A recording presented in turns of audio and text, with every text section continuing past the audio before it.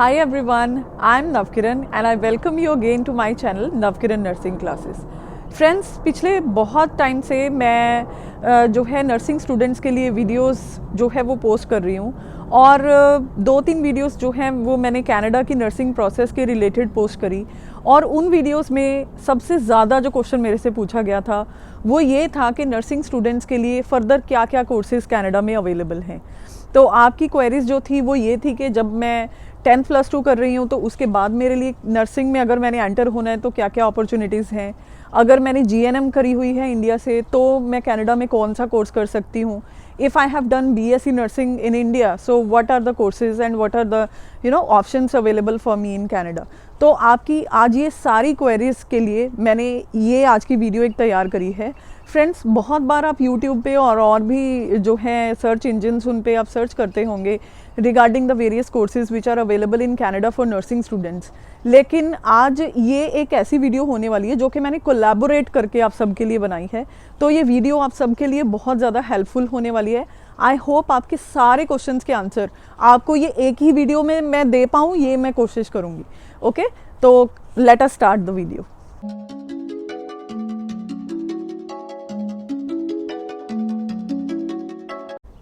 तो फ्रेंड्स, आज की ये जो वीडियो है ये 3 पार्ट्स में मैं आप लोगों को बताऊंगी। फर्स्ट पार्ट में वी विल डिस्कस कि अगर आप 10+2 जो है वो साइंस स्ट्रीम के साथ इंडिया में करते हो and you want to enter in the nursing field for the first time, लेकिन आप कनाडा में जाके नर्सिंग फील्ड में एंटर होना चाहते हो तो आपके लिए क्या क्या ऑप्शंस हैं। सेकेंड जो चीज़ मैं आपके साथ डिस्कस करूँगी दैट इज़ अगर आपने GNM नर्सिंग से करी हुई है इंडिया से और अगर आपने BSc नर्सिंग जो है वो इंडिया से ऑलरेडी आप कर चुके हो, यानी कि आप एक ग्रेजुएट हो, तो कनाडा में आपके लिए क्या अपॉर्चुनिटीज़ हैं। और थर्डली आज मैं एक और चीज़ आपके साथ डिस्कस करूंगी कि ऐसे कौन से कोर्सेज़ हैं जिनको करने के बाद आपको डायरेक्टली NCLEX का परमिशन मिलता है। तो ये तीनों चीज़ें हम 1 बाय 1 जो है वो डिस्कस करेंगे। देखिए, presently I am in Toronto Ontario. तो आज जो है मैं आपको ओंटारियो के कॉलेजेस के बारे में बताऊंगी, स्पेसिफिकली टोरंटो एरिया के आसपास जो कॉलेजेस हैं, क्योंकि मैक्सिमम जो इंडियन स्टूडेंट्स हैं वो इसी एरिया में आके सेटल होते हैं। तो बेसिकली जो टोरंटो एरिया है उसके आसपास हमारे पास बहुत सारे कॉलेजेस आते हैं, जैसे हमारे पास हम्बर कॉलेज है, हमारे पास फैनशाव कॉलेज है, सेंटिनियल कॉलेज है, लैम्पटन है, then we have Niagara college और भी बहुत सारे इंस्टीट्यूट्स हैं जो इस एरिया के आसपास आपको मिल जाएंगे। तो इन कॉलेजेस के पास नर्सिंग स्टूडेंट्स के लिए बहुत सारे कोर्सेज हैं। तो चलिए सबसे पहले बात करते हैं, अगर आपने 10+2 जो है वो मेडिकल फील्ड से इंडिया में करा है तो क्या आप नर्सिंग में एंटर कर सकते हो? Yes, you can enter. तो यहाँ पे आप सबसे पहले हम बात करते हैं डिप्लोमा प्रोग्राम की। देखिए, यहाँ पे एक डिप्लोमा होता है रजिस्टर्ड प्रैक्टिकल नर्स या लाइसेंस्ड प्रैक्टिकल नर्स बनने के लिए। हमारे यहाँ पे जो कॉलेजेस हैं वो डिप्लोमा ऑफ़र करते हैं। ये जो डिप्लोमा है ये आपका एक फ़र्स्ट स्टेप होता है नर्सिंग फील्ड में एंटर करने के लिए। तो बेसिकली इसकी कुछ रिक्वायरमेंट्स होती हैं। ऑब्वियसली आप यूनिवर्सिटी या कॉलेज की साइट पे जाके इसके लिए जो भी इंग्लिश की यानी कि जो भी आपकी लैंग्वेज रिक्वायरमेंट्स हैं प्लस जो भी आपकी साइंस के रिलेटेड रिक्वायरमेंट्स हैं तो वो आप चेक कर सकते हो। फ़िलहाल मैं आपको इतना बता देती हूँ कि ये जो कोर्स है इसके 5 सेमेस्टर्स होते हैं और ये 2 इयर्स की ड्यूरेशन का होता है और इसकी जो फ़ीस होती है that is approximately 16,000 Canadian dollars. Friends, ये जो डिप्लोमा कोर्सेज होते हैं these are approved by CNO, right. CNO से अप्रूव्ड मतलब CNO का मतलब है college of nurses of Ontario. Basically क्या होता है कि यहाँ पे जो नर्सिंग है उसकी जितनी भी स्टैंडर्ड्स रहते हैं, जितने भी उसकी कॉम्पिटेंसीज रहती हैं, वो सारी CNO डिसाइड करती है, right. That is college of nurses of Ontario. This is an organization जो कि यहाँ पे नर्सिंग प्रैक्टिस को रेगुलेट करती है। तो जो भी डिप्लोमा जो है वो इन कॉलेजेस के द्वारा आपको ऑफ़र किया जाता है, ये आपने ये चेक करना है कि ये CNO के द्वारा अप्रूव्ड होना चाहिए। अब ये आप कैसे चेक करेंगे? आप CNO की साइट पे जाएंगे, आप CNO की साइट पे जाके कॉलेजेस की पूरी लिस्ट चेक कर सकते हैं। उस लिस्ट में आप पूरा देख सकते हैं कि कौन कौन से कॉलेजेस हैं जो CNO से अप्रूव्ड हैं और जिनमें अगर आप ये वाला डिप्लोमा करोगे तो आपको जो है आप एज एन LPN जो है वो काम कर सकते हो after writing your CPNRE entrance test. Okay, और ये जो डिप्लोमा कोर्सेज है ना फ्रेंड्स, ये आपकी इंग्लिश रिक्वायरमेंट्स को जो है वो वेव ऑफ कर सकते हैं जब आप इनको कर लेते हो, राइट।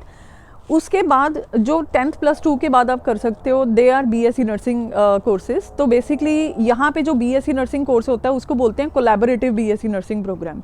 और यहाँ पे फ्रेंड्स जो बीएससी नर्सिंग प्रोग्राम है ना, वो या तो यूनिवर्सिटीज़ प्रोवाइड करती हैं या ऐसे कॉलेजेस जो यूनिवर्सिटीज़ के साथ एफिलिएटेड हों। तो इनकी भी पूरी लिस्ट आपको सीएनओ की साइट पे मिल जाएगी। ओके, तो यहाँ पे आसपास में बहुत सारी यूनिवर्सिटीज़ हैं, जैसे कि रेयरसन यूनिवर्सिटी है, जैसे कि यूनिवर्सिटी ऑफ टोरंटो है, यूनिवर्सिटी ऑफ विंडसर है, यूनिवर्सिटी ऑफ ऑटवा है, ओंटारियो टेक यूनिवर्सिटी है। बहुत सारी ऐसी यूनिवर्सिटीज़ हैं जो कि बीएससी नर्सिंग प्रोग्राम जो है वो स्टूडेंट्स को ऑफर करता है। और फ्रेंड्स यहाँ पे जो बीएससी नर्सिंग है, एक तो होगी कोलैबोरेटिव बीएससी नर्सिंग, ओके, जो कि बेसिक बीएससी जैसी होती है, जैसे हम इंडिया में करते हैं, राइट। और एक जो बीएससी नर्सिंग होती है that is post diploma BSc nursing program. Okay, तो ये जो पोस्ट डिप्लोमा है, इसका मतलब ये है कि जब आप एलपीएन कर लेते हो उसके बाद आप बीएससी नर्सिंग में एंटर कर सकते हो, राइट। और इन दोनों की जो रिक्वायरमेंट्स हैं वो आप यूनिवर्सिटी साइट पे जाके देख सकते हो।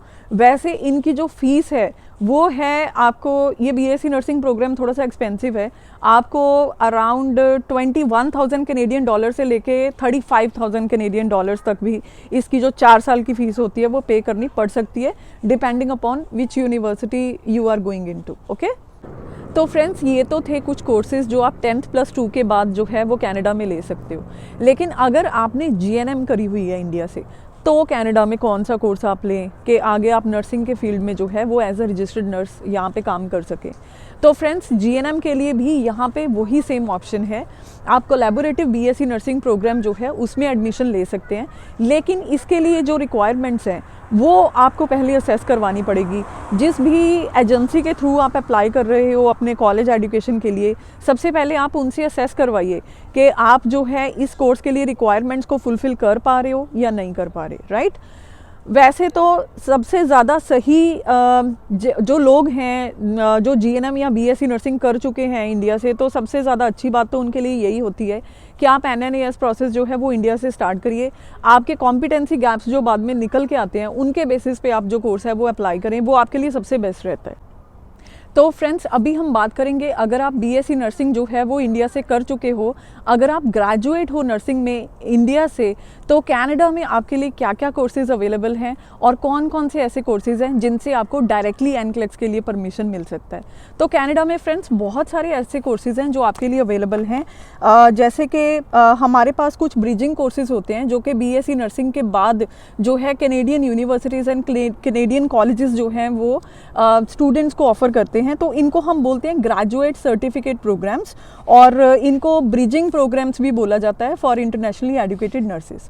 तो ये प्रोग्राम्स जो हैं वो है nursing leadership and management, palliative care, coronary care, then you have gerontology, then we have acute care, community and mental health and rehabilitation and even nursing education।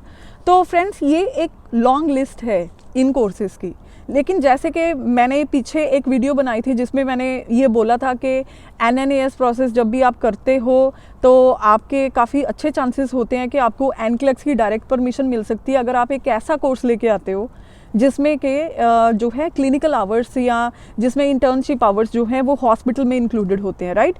तो ये जो पूरी लिस्ट मैंने अभी बताई, इसमें से कुछ ऐसे कोर्सेज़ हैं, अगर आप ये कोर्सेज़ लेके आते हो तो आपको डायरेक्ट एनक्लेक्स की परमिशन मिलती है, क्योंकि ये कोर्सेज़ जो हैं वो आपके इंडियन स्टडी के जितने भी फ्रेंड्स कॉम्पिटेंसी गैप्स होते हैं उन सब को कवर कर लेते हैं। तो बेसिकली इन कोर्सेज़ को करने के बाद आप डायरेक्टली एनक्लेक्स करके आरएन जो है वो बन सकते हो। तो वो कोर्सेज़ कौन कौन से हैं? सबसे पहले palliative care, coronary care, then you have critical care, gerontology, acute care, then we have community and mental health and health and rehabilitation। तो ये कुछ ऐसे कोर्सेज़ हैं, अगर आप इनको लेंगे तो आप डायरेक्टली एनक्लेक्स के लिए बैठ सकते हो, you need not to go for OSCE, okay. लेकिन इन कोर्सेज़ के लिए फ्रेंड्स कुछ आइल्स की रिक्वायरमेंट्स हैं जो यूनिवर्सिटी या कॉलेज के हिसाब से मे भी वेरी कर सकती हैं। वैसे ज़्यादातर कॉलेजेस और यूनिवर्सिटीज़ का जो आइल्स रिक्वायरमेंट होता है वो ऑलमोस्ट सेम होता है। तो आप जिस भी एजेंसी से अप्लाई कर रहे हैं उस एजेंसी के साथ आप डिस्कस करके या उनसे जो है वो पूछ के आप अपनी आइल्स रिक्वायरमेंट जो है वो कंप्लीट करें। आपको पहले एकेडमिक आइल्स जो है वो सबमिट करवाना पड़ता है इन कोर्सेज़ में जाने के लिए। और जो थर्ड चीज़ आज हम डिस्कस करेंगे that is a courses for internationally educated nurses after they have got their competency report from CNO. तो बेसिकली जब हमें अपने कॉम्पिटेंसी गैप्स जो हैं वो असेस होकर सीएनओ की तरफ से रिपोर्ट मिलती है तो कई बार रिपोर्ट में ये आता है कि हम लोगों को या तो ऑस्की देना पड़ेगा, अगर हमसे ऑस्की नहीं क्लियर होता तो हमें कोई ना कोई कोर्स जो है वो करना पड़ेगा, या कई बार आप डिसाइड करते हो कि मैंने ऑस्की नहीं करना, मैं कोर्स करके अपने कॉम्पिटेंसी गैप्स जो है वो कवर कर सकती हूँ।